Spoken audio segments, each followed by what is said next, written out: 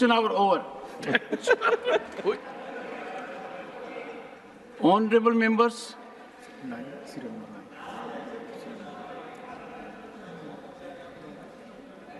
short duration discussion. As announced earlier, we will now take up the short duration discussion on the recent tragic incident of death of students in a coaching institute in Delhi due to alleged negligence of authorities. In the supplementary list of business issued already, the discussion is listed in the name of following members: Shri Sudhanshu Trivedi, Shri Ramchandra Jangda, Shri Surendra Singh Nagar, Ms. Swati Maliwal, Dr. John Bitas. We are taking up this discussion. The meeting of the BSE scheduled at 1:05 will now be held from 1:30 p.m. onwards. Shri Sudhanshu, I can indicate the, I can indicate the,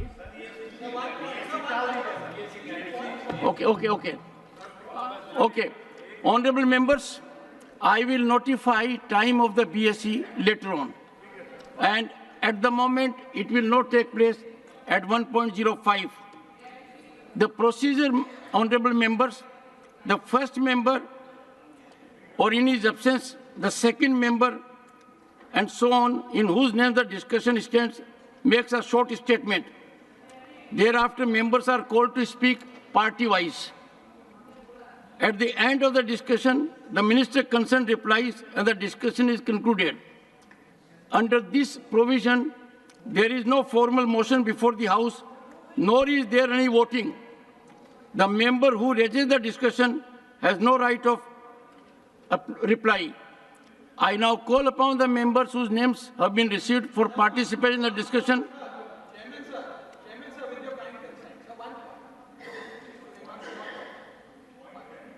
Nee, what is your point? Nee, what is your point? Nee, are you raising a point of order? Yes, sir. Under which rule? Sir, I wish to say that this option, Rule 176. Sir, the fact that you have today been gracious enough to give the opportunity to certain members to change the mechanism and the institute. Sir, आप सुन लीजिए sir, बता रहा हूँ sir, मैं बता रहा हूँ. मैं सर दोनों 267 और 176 का हवाला देते हुए अपनी बात रखना चाहता हूँ सर. सर, जो आज ऑप्शन तमाम सदस्यों को दिया गया कि जो वो मुद्दा रूल 267 में उठाना चाहते थे, उन्होंने 176 में उठाया. Sorry, nothing will go on record. Shri Sudhanshu Trivedi, to initiate the discussion. You avail the opportunity when time comes.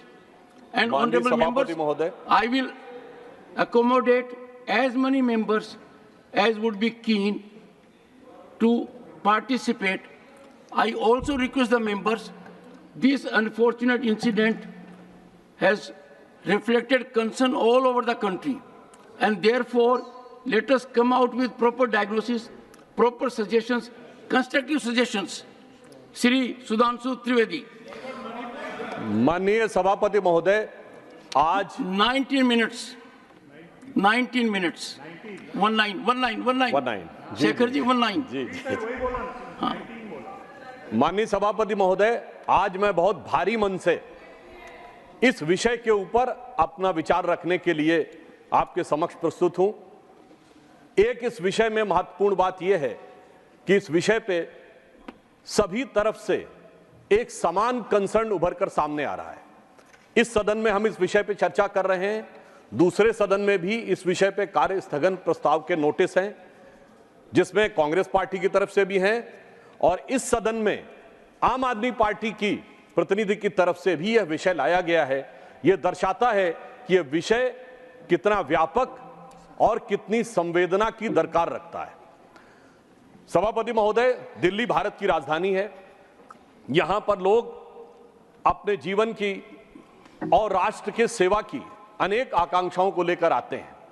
पिछले कुछ वर्षों में हमने देखा कि सिर्फ जीवन यापन के लिए नहीं, नए अवसरों की तलाश में ही नहीं, बल्कि कोचिंग के माध्यम से नए कैरियर की तैयारी के लिए भी भारी संख्या में छात्र आने शुरू हुए. उल्लेखनीय बात यह है कि इसके लिए जो कोचिंग संस्थाएं थीं, उनको जिस प्रकार की व्यवस्था सुनिश्चित करनी चाहिए थी, वैसा होता दिखाई नहीं पड़ा। उससे अधिक संवेदनशील बात यह है कि सरकार को जिस गंभीरता और सतर्कता के साथ उस पर नजर रखनी पड़नी चाहिए थी, वो भी नहीं हुआ। अभी जो घटना हुई है वो बहुत हृदय विदारक है और पीड़ादायक है कि एक सैलाब आया जो 3 बच्चों के जीवन को बहा के ले गया, उनके परिवार की आशाओं और आकांक्षाओं को बढ़ा के ले गया। मगर अफसोस की बात है कि जिनके ऊपर इसकी जिम्मेदारी होनी चाहिए थी, उनकी आंखों में एक आंसू तो छोड़िए, उनके माथे पर शिकन भी नजर नहीं आई। बजाय इसके कि वो नाना प्रकार से चीजों में, इस चीज में अपना बचाव और मैं कहूं कि कुछ हद तक निर्लज्जता के साथ राजनीति करते हुए नजर आए। निर्लज्जता will not go on record. Okay, मैं आपकी बात पे शब्द वापस लेता हूं। मैं कहूंगा पूरी तरीके से लापरवाही के साथ और अनुचित भावना के साथ अपना विचार या यूं कहूं भ्रम फैलाते हुए नजर आए। अब यहां पर यह बात मैं इसलिए कह रहा हूं कि अगर यह घटना अचानक हो गई होती तो हम ये मान सकते थे कि सरकार अनायास इन चीजों को समझ नहीं पाई।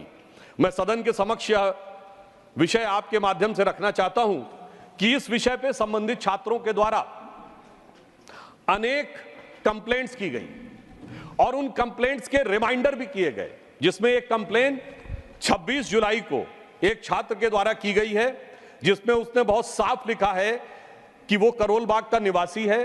राव आईएएस के बेसमेंट में परमिशन के बगैर एनओसी के क्लासरूम संचालित हो रहे हैं। मैं पूरी वो नहीं पढ़ रहा हूं।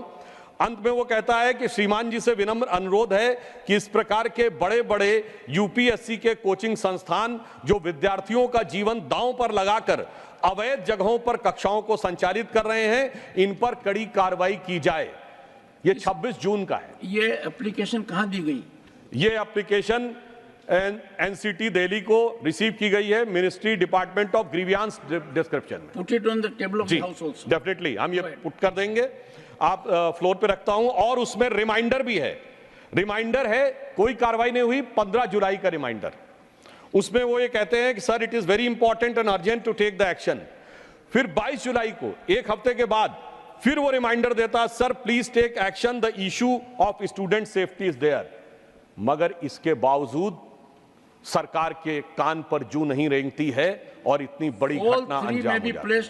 जी, अब एक और मैं विषय ध्यान देना चाहता हूं। इसी बीच में ये 26 जून से लेके और 22 जुलाई के बीच की घटना है, परंतु इसी बीच में इसी बिल्डिंग को 9 जुलाई को फायर डिपार्टमेंट एनओसी दे देता है।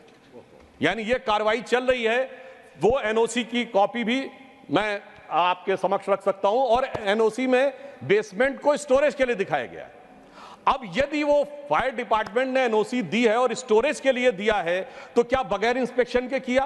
क्योंकि 26 जून को शिकायत चल रही है और 9 जुलाई को एक दूसरा विभाग स्टोरेज के लिए दे रहा है, तो या तो बगैर देखे हुए दिया गया है या फिर बहुत देख समझकर किसी अन्य अपरिहार्य कारणों के माध्यम से लिया गया है।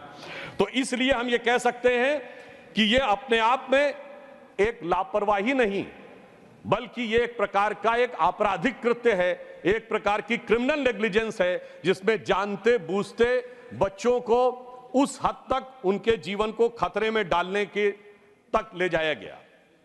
और मुझे अधिक वेदना इसलिए होती है सभापति महोदय कि दिल्ली में मात्र कुछ दिन पहले पीने के पानी की किल्लत थी और उससे लोगों की जान जहमत में थी। आज सीवर के पानी से जान हलकान है। आप सोचिए कि जो लोग इतने लंबे समय से हुकूमत कर रहे हैं और पहले कहते थे हमारे पास ये नहीं है, हमारे पास वो नहीं है, आज तो एमसीडी भी आपके पास है, सरकार भी आपके पास है, और जो कहते थे कि नई राजनीति लाएंगे, वो नई राजनीति कितनी खतरनाक साबित हो रही है और लोगों की जान कैसी हलकान किए हुए है, और उसके बावजूद उनकी तरफ से सिर्फ सियासी बयान है और इसके अलावा कुछ भी नहीं है। मैं ये भी कहना चाहता हूं महोदय, अभी हम लोग जुलाई के महीने में, 6 महीने बाद जाड़े का दौर शुरू होगा, सांस लेने की भी तकलीफ होगी। यानी पानी का विषय हो, जमुना की सफाई का विषय हो, या सांस हवा की सफाई का विषय हो, सारी बातों पे सिर्फ बातें होती रही हैं और समय के अनुसार ये अपना स्टैंड समय समय पर चेंज करते रहे। यहां पर मैं एक और बात बताना चाहता हूं, यदि किसी व्यक्ति के साथ कोई हादसा हो जाए, मान लीजिए उन बच्चों के साथ यह स्थिति हुई, आप अस्पताल ले जाना चाहें, तो मैं बताना चाहूंगा कि मीडिया में रिपोर्ट अवेलेबल है कि हाई कोर्ट ने इस पर टिप्पणी की है कि बहुत कम। एक सेकंड जी, माननीय सदस्य, ये गंभीर विषय है और सदन में 2 बातों का ध्यान रखना पड़ेगा। एक तो आप विषय पर ही बोले और दूसरा मीडिया रिपोर्ट को आधार नहीं बनाएं। आप वही सर, ये हाई कोर्ट के जजमेंट को कोट कर रहा हूं। नहीं, जजमेंट की कॉपी आपके पास, उसकी प्रतिलिपि रखनी पड़ेगी जी, क्योंकि मीडिया में कुछ भी आ जाए उसको आधार मत बनाइए। सर, हाई कोर्ट ने इस बारे में बहुत असंतुष्टि व्यक्त की है पूरा कि जितनी हाई कोर्ट ने इस विषय को लेकर बहुत असंतुष्टि व्यक्त की है कि जितनी प्रकार की आबादी है उसकी तुलना में अस्पताल में सीटी स्कैन की मशीनें बहुत कम है।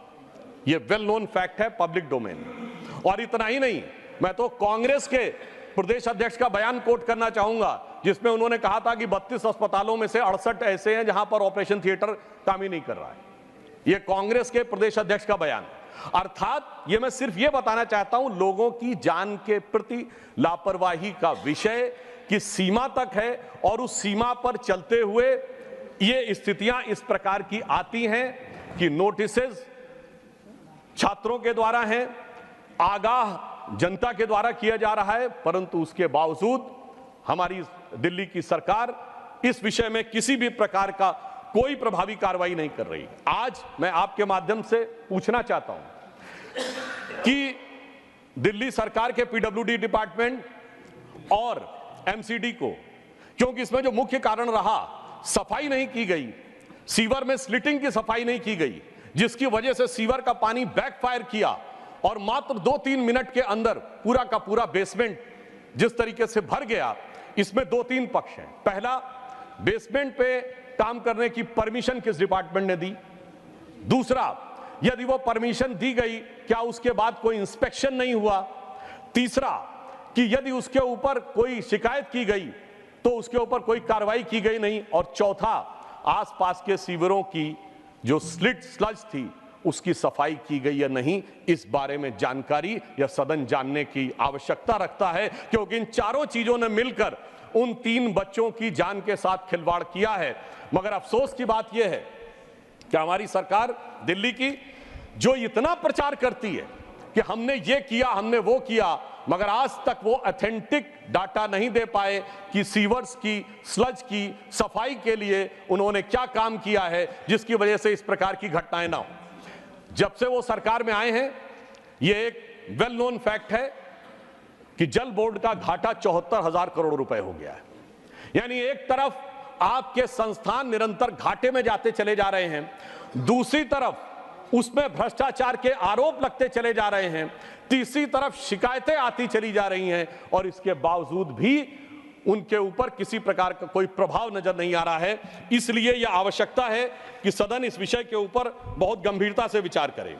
हम यह भी आपके संज्ञान में रखना चाहते हैं कि इन चीजों के ऊपर कोई कार्रवाई न करते हुए भी सरकार किन चीजों पे कार्रवाई कर रही है। हम ये बात पूछना चाहते हैं कि इस विषय के विभागीय मंत्री, मैं उनका नाम नहीं लेना चाहता, विभागीय मंत्री हो या सरकार की तरफ से हो, क्या उन्होंने किसी प्रकार का तथ्यात्मक आंकड़ा सरकार के द्वारा जनता के सामने रखा है?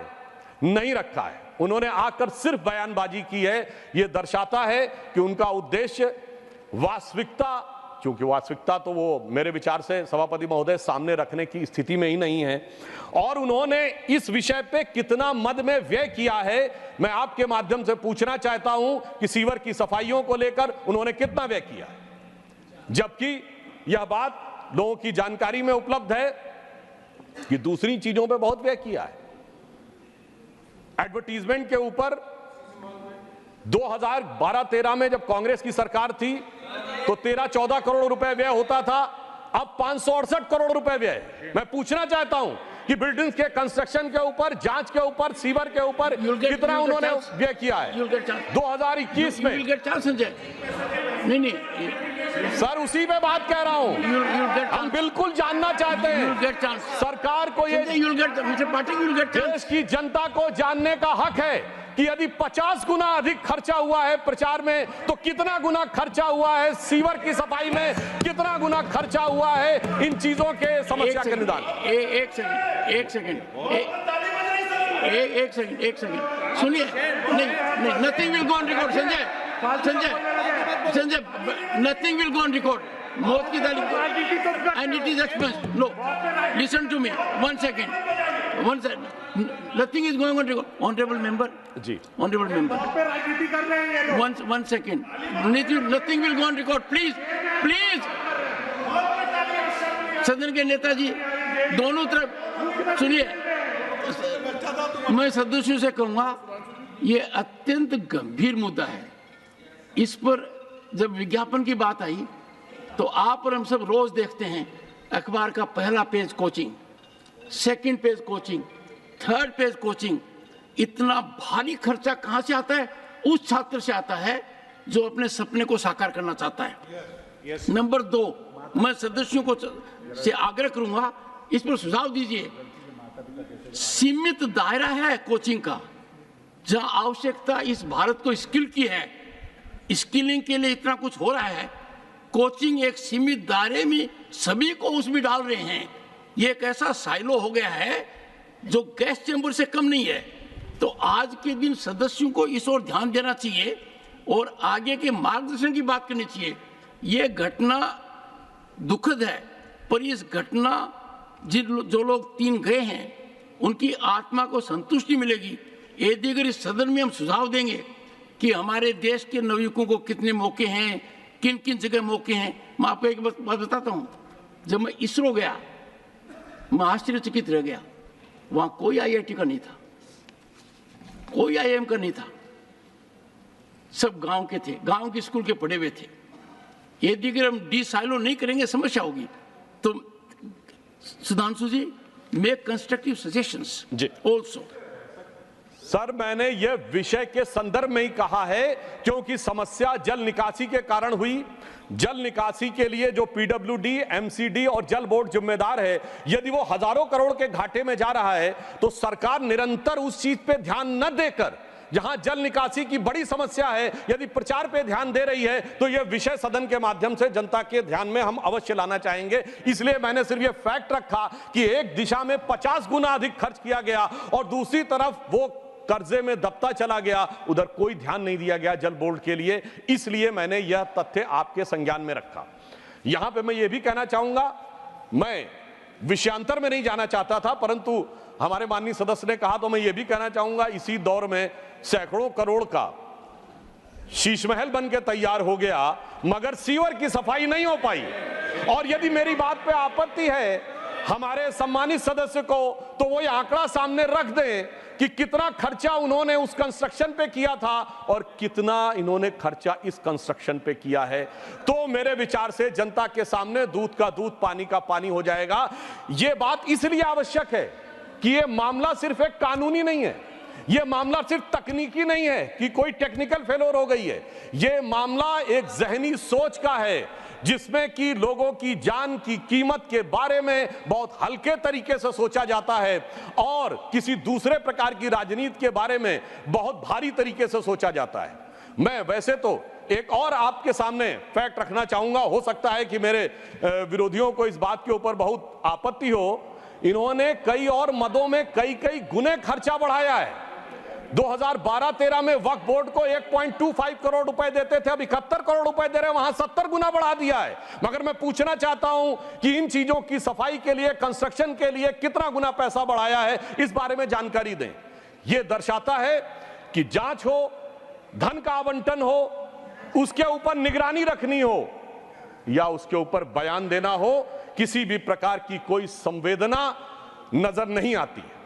और फिर मैं यह भी कहना चाहूंगा कि इतनी बड़ी घटना हो गई, मगर दिल्ली के माननीय मुख्यमंत्री जो विशेष परिस्थितियों में विशेष स्थिति में हैं, उनकी तरफ से कोई इस प्रकार का सब्सटेंटिव बयान आया ही नहीं। अरे कम से कम संवेदना व्यक्त करते, एक जांच इंक्वायरी सेटअप करते, वो ये कहते, ये बयान देते जो कह रहे थे कि मैं तो वहां से बैठकर दिल्ली के लोगों के लिए सदैव मेरा दिल धड़क रहा है, मैं तो दिल्ली के लोगों के बारे में ही सोचता रहता हूं। इतनी बड़ी घटना हो गई और उनकी सोच की कोई एक झलक हमें दिखाई नहीं पड़ी। उल्टा मैं ये कहना चाहता हूं कि इन घटनाओं के साथ, इधर दिल्ली के साथ जो मैंने कहा 26 जून से लेके कई शिकायतों से लेके आज तक ये हो रहा था, परंतु जवाब में कोई तथ्यात्मक जवाब नहीं दिए जा रहे थे। सिर्फ ये जानकारियां दी जा रही थीं कि उनका वजन हल्का हो रहा है।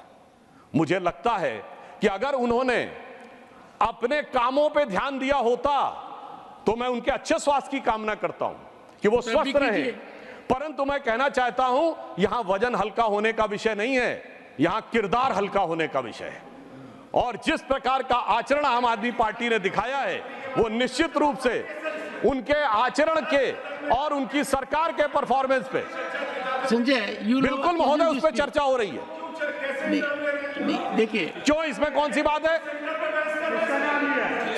महोदय? अगर महोदय मैं आपके माध्यम से कहना चाहता हूं महोदय, सुधांशु जी मेरे विषय मेरे एक सेकंड सुन Sanjay, nothing is going on record. Sanjay nothing is going on record. बैठिए please, let us please Sanjay take your seat.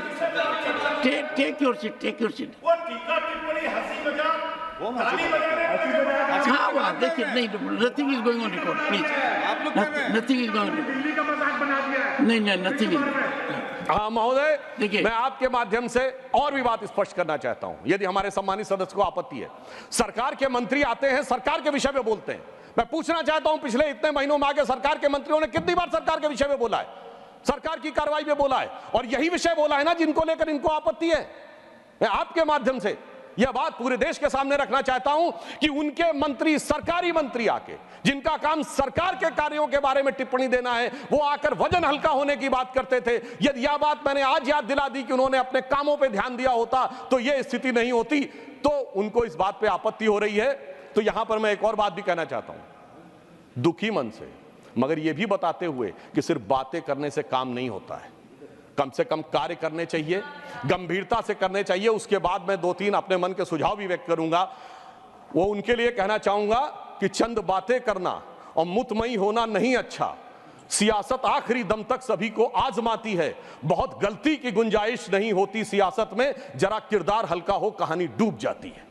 तो जो आपने किया है वो दिल्ली की जनता की अपेक्षाओं को और जिस आधार पर आपको लाया गया था उसको दूर करने का काम किया। अब मैं इन्होंने कहा सुझाव तो मैं बहुत साफ कहना चाहता हूं, जितने गुने पैसे आपने, जितना ध्यान आपने प्रचार प्रसार पर, वक्फ बोर्ड के विस्तार पर दिया है, आप उसकी बजाय ध्यान हटाइए और दिल्ली के सीवरों को साफ करने के लिए धन आवंटित करिए।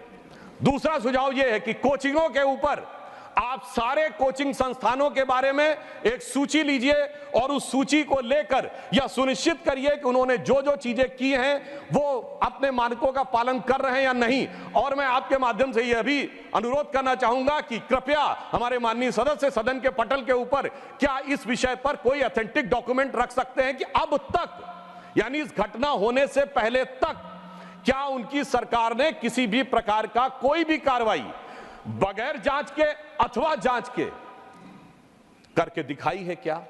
यदि नहीं की है तो मैं उनसे अनुरोध करूंगा कि अब इस घटना के संज्ञान लेकर कृपया सख्ती के साथ पहले यह तय करें कि कितने कोचिंग संस्थान हैं, वो वास्तविकता में जितने उनको परमिसिबल लिमिट है उसमें वो छात्रों की संख्या रखे हुए कि नहीं, और यदि उन्होंने उनको कहीं रेजिडेंस दे रखा है तो वो रेजिडेंस मानकों के अनुरूप है या नहीं। क्योंकि आज तो महोदय ये तो पानी की घटना हुई, कल के दिन फायर हैजार्ड भी हो सकता था। तो ये बात हम इनसे बहुत स्पष्ट कहना चाहेंगे कि इन बातों के विषय में गंभीरता लें। और अंत में इन्होंने कहा सुझाव, तो एक और सुझाव भी देना चाहूंगा कि इनसे विनम्र निवेदन है कि सरकार चलाइए, सरकार के मंत्री आकर सरकार के कार्यों के बारे में विचार दें, आकर सिर्फ राजनीतिक बयानबाजी, आरोप प्रत्यारोप न करें, क्योंकि अभी तक का इनका स्टाइल ये रहा है कि किसी भी घटना के ऊपर वास्तविक अर्थों में सरकार की तरफ से जो जवाब मिलना चाहिए था वो जवाब देने की बजाय सियासी बयानबाजी होती है। तो मैं अंत में सिर्फ ये कहते हुए अपना निवेदन समाप्त करता हूं कि ये घटना बहुत हृदय विदारक है और इस घटना के बारे में जैसी संवेदनशीलता की अपेक्षा दिल्ली सरकार से थी वो नहीं हुई है। इसलिए इस पे एक गंभीर जांच होनी चाहिए और संबंधित लोगों की जिम्मेदारी सुनिश्चित की जानी चाहिए ताकि भविष्य में ऐसी घटनाओं की पुनरावृत्ति ना हो सके।